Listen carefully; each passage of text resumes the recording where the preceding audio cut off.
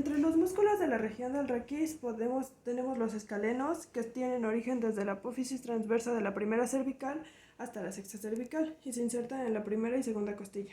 Entre sus funciones está la inclinación y rotación hacia el mismo lado y la flexión de la columna vertebral.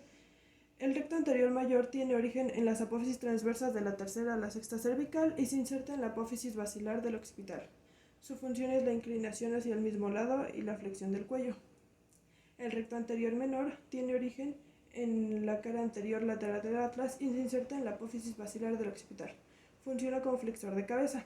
Los músculos intertransversos tienen origen en la apófisis transversa de una vértebra y se insertan en la apófisis transversa de la siguiente vértebra y funcionan como extensores e hiperextensores.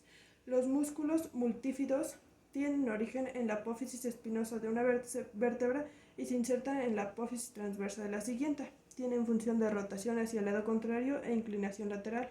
Los músculos epiespinosos son fascículos musculares que unen las apófisis espinosas de vértebras más o menos lejanas entre sí y funcionan como extensores e hiperextensores.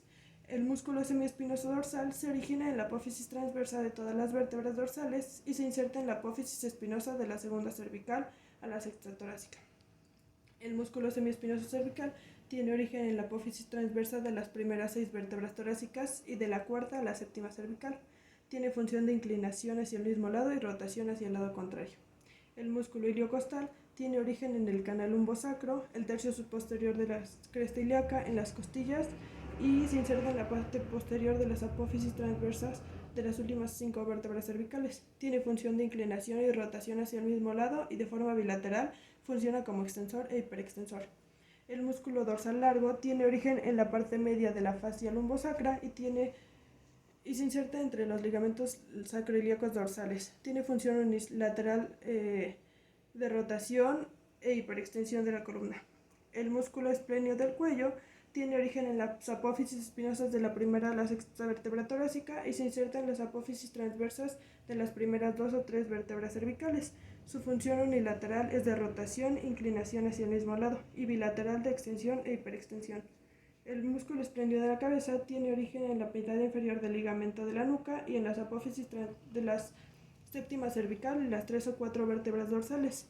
Se inserta en la apófisis mastoides del hueso temporal y tiene función de inclinación y rotación de la cabeza hacia el mismo lado.